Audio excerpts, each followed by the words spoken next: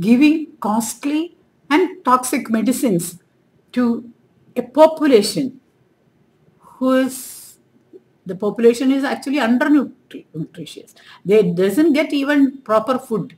To such people giving these toxic drugs, we are trying to cure diseases. So this type of unscientific way, without giving proper nutritious food and giving proper care for agriculture, growing of fruits and vegetables which will be available for every home. Instead of that, we are increasing number of multi-specialty hospitals, increasing the toxic drugs, increasing the cost of prevention and cure. So this is unscientific. Now, this is the reason, this unscientific problem solving is the reason for successive governments getting failure in the process.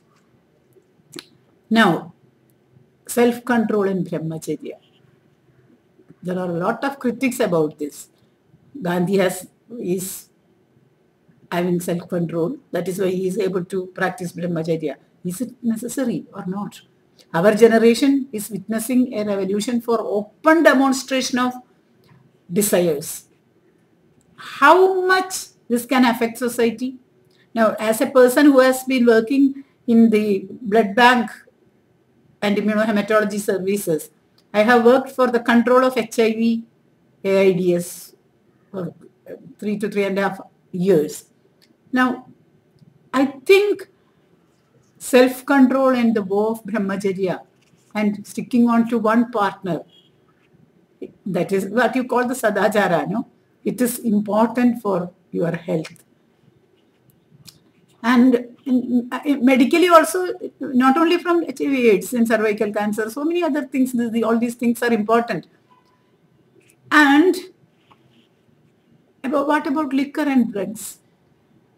Both leads to improper functioning of your brain and neuronal channels and make us akin to insane and psychiatric problems, rape cases, road accidents, crimes, etc. are more when people get indulged in such drug and alcohol practices.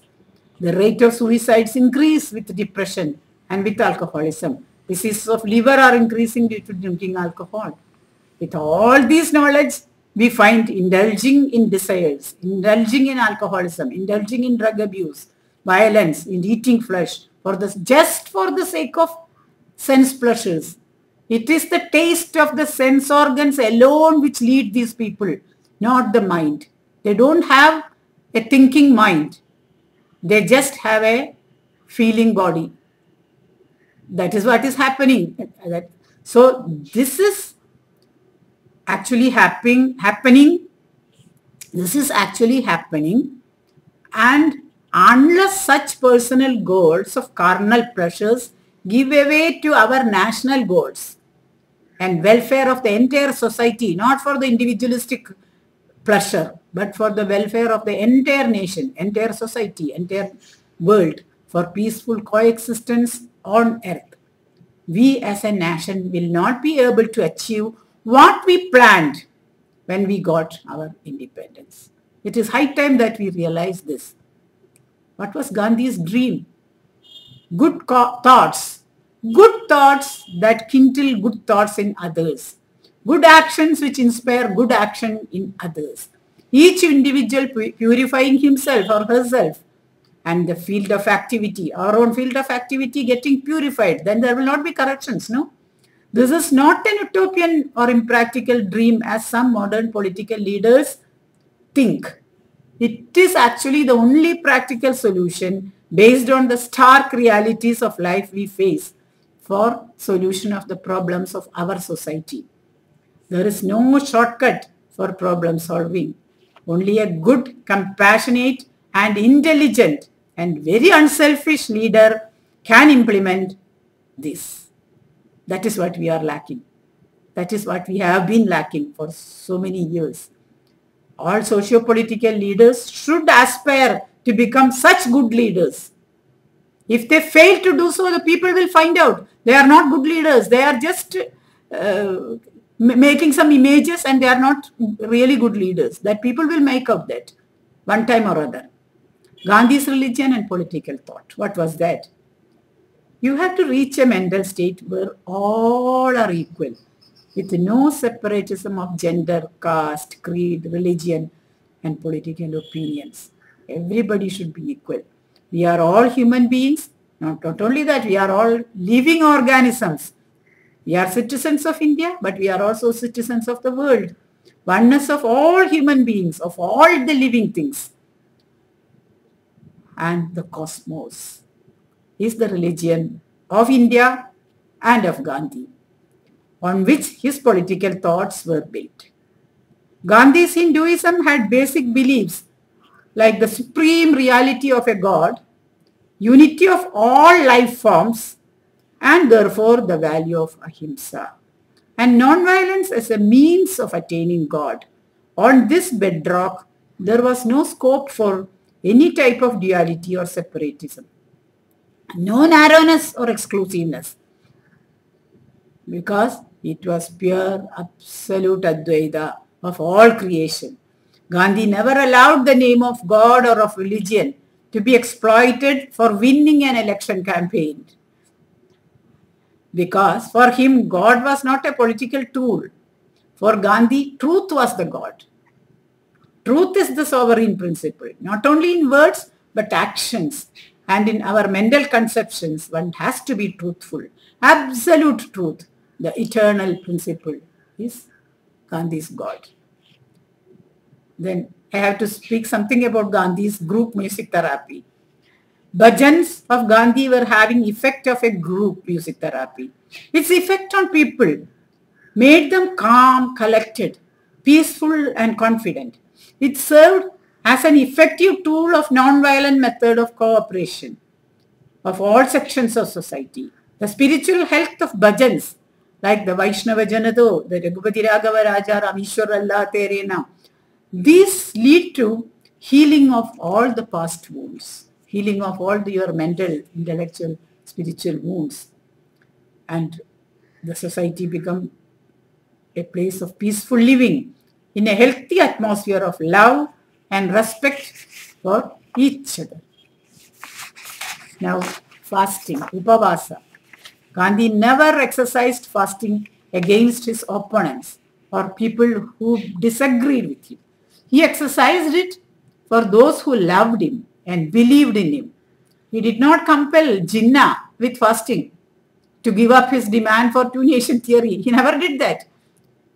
But he did that to awaken the consciousness of the entire community against untouchability and to bring the rioting mobs to their senses and to peace. He exercised it to end massacres, violence, to end violence, and also to make the Britishers aware of the folly of the atrocities their government was committing in India. Gandhi said, fasting curbs animal passions and the biological urges if it is undertaken with a view to self-restraint. His words, a mind consciously unclean cannot be cleansed by fasting. Modifications of diet will have no effect on mind. Mind can be cleansed only by self-examination, surrender to God, and lastly, grace. There is intimate connection between the body and mind. A carnal mind always less for luxuries and delicacies. A carnal mind, instead of controlling the senses, become the slave to their senses. That is what we are seeing around. People are having the selfish carnal desires. No, that means the body needs clean, non-stimulating foods and periodic fasting to cleanse itself of all the desires, the selfish desires, and to make our mind clean, pure, a place for loving every organism, every living organism. And in verse 59 of the Sankhya Yoga, that is the second chapter of the Gita, Gita says, objects of senses depart when one beholds the Supreme. Krishna says that On this verse, Gandhi's commentary says, Prophet Muhammad, withdrawing into solitude, fasting for 40 days, subdued his senses and heard the mysterious voice of God. As an example of what Krishna said, Gandhi in his commentary quotes Prophet Muhammad's experience. And a veil which hid him from God was lifted when he heard that voice of God. Then the Shravan fast, the Ramzan fast, etc. are actually for purification of the mind, for visualizing the spiritual self within. All in his ashram and in Tolstoy farm welcomed his idea and joined in the Satyagraha fast for cleansing both the mind and the body. But how many people now will be ready to do that? It is a 1,000 million question. Great, or the so-called great, I don't call them great, the so-called great writers say that Gandhi is making them, they get bored with Gandhi, or some say that Gandhi was given undue importance, etc. Now, what is their role here? They are selfish. I would say that they are selfish people. They don't think about the thousands or hundreds and thousands of people who suffer from the, what you call, drug abuse, alcoholism, other atrocities, all this untruth.